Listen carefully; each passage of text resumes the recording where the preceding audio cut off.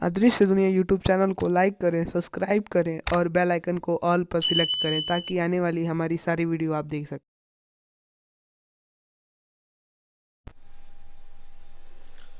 होली और होलिका दहन क्या है, इससे जुड़ी बातें क्या है, इसकी कथा क्या पौराणिक कथाएं हैं, आइए जानते हैं। जय श्री महाकाल हमारी यूट्यूब फैमिली, एक बार फिर आप सबका स्वागत है आप सबके इस यूट्यूब चैनल अदृश्य दुनिया पे।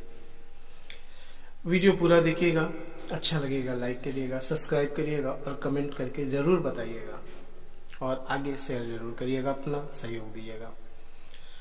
प्राचीन पर्वों की यही सुंदरता है कि इनके पीछे छुपे पौराणिक राज हमें आकर्षित करते हैं।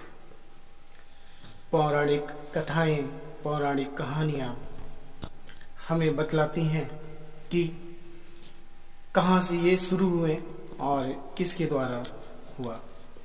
आइए जाने होलिका दहन का अभिप्राय और इतिहास। होलिका दहन का पर्व संदेश देता है कि ईश्वर अपने अनन्य भक्तों की रक्षा के लिए सदा उपस्थित रहते हैं।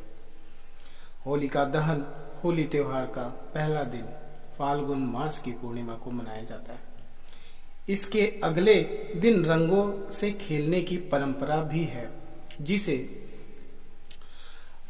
धुंडली और धुली आदि नामों से भी जाना जाता है। होली बुराई पर अच्छाई की विजय के उपलक्ष्य में मनाई जाती है।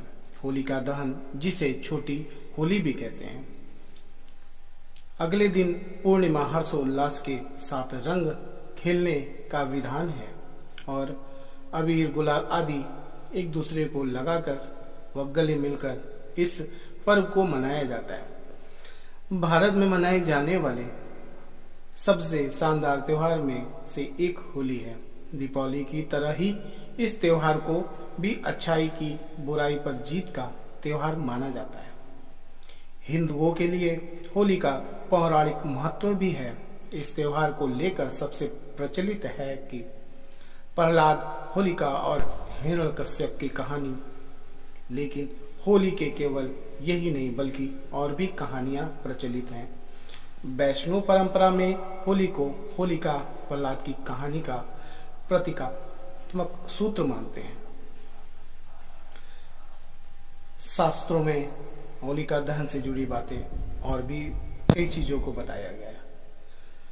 फाल्गुन शुक्ल अष्टमी से फाल्गुन पूर्णिमा तक होलाष्टक माना जाता है और भी बातें जो प्रचलित हैं। कहते हैं कि पौराणिक कथाओं में के अनुसार, पुराणों के अनुसार, दानवराज हिरण्यकश्यप ने जब देखा कि उसका पुत्र प्रहलाद सिवाय विष्णु भगवान के किसी अन्य को नहीं बचता, तो वह क्रोध से भर उठा। अंततः उसने अपनी बहन होलिका को आदेश दिया कि वह प्रहलाद को गोद में लेकर अग्नि में बैठ जाए, क्योंकि होलिका को वरदान प्राप्त था कि उसे अग्नि नुकसान नहीं पहुंचा सकती। किंतु हुआ इसके ठीक विपरीत। होलिका जलकर भस्म हो गई और भक्त प्रहलाद को कुछ भी ना हुआ। इसी घटना की याद में इस दिन होलिका दहन करने का विधान है। होलिका पूर्व संदेश देता है कि इसी प्रकार ईश्वर अपने अनन्य भक्तों की रक्षा के लिए सदा उपस्थित रहते हैं। होली की केवल यही नहीं बल्कि और भी कहानियां प्रचलित हैं। होली की एक कहानी और भी प्रचलित है, कामदेव की भी है। पार्वती शिव से विवाह करना चाहती थी, लेकिन तपस्या में लीन शिव का ध्यान उनकी तरफ गया ही नहीं। ऐसे में प्यार के देवता कामदेव आगे आए और उन्होंने शिव जी पर पुष्प बाण चला दिया। तपस्या भंग होने से शिव को इतना गुस्सा आया कि उन्होंने अपनी तीसरी आंख खोल दी और उनके क्रोध की अग्नि में कामदेव भस्म हो गए। कामदेव के भस्म हो जाने पर उनकी पत्नी रति रोने लगी और शिव से कामदेव को जीवित करने की गुहार लगाई। अगले दिन तक शिव का क्रोध शांत हो चुका था। उन्होंने कामदेव को पुनर्जीवित किया कामदेव के भस्म होने के बाद दिन होलिका जलाई जाती है और उनके जीवित होने की खुशी में रंगों का त्योहार मनाया जाता है। कहते हैं कि महाभारत की एक कहानी है। महाभारत के मुताबिक युधिष्ठिर को श्री कृष्ण ने बताया, एक बार श्री राम के एक पूर्वज रघु के शासन में एक असुर महिला थी।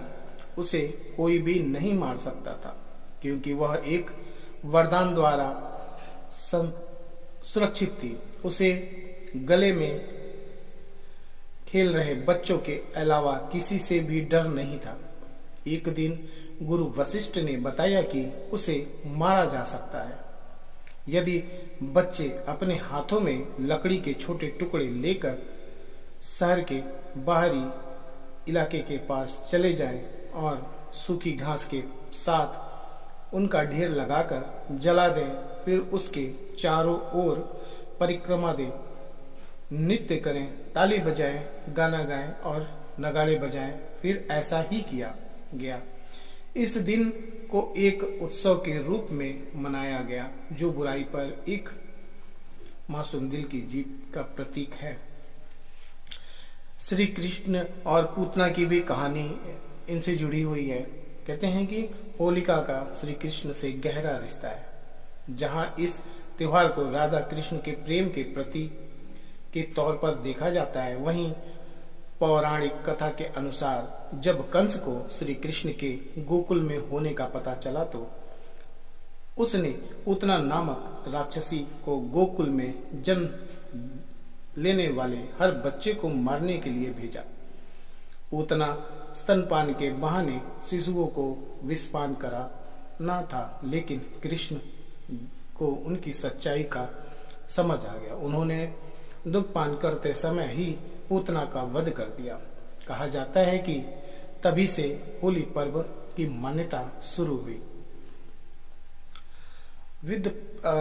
होलिका दहन का इतिहास विघ्न पर्वतों के निकट स्थित रामगढ़ में मेले में एक ईसा 300 वर्ष पुराने अभिलेख में भी इसका उल्लेखन मिलता है।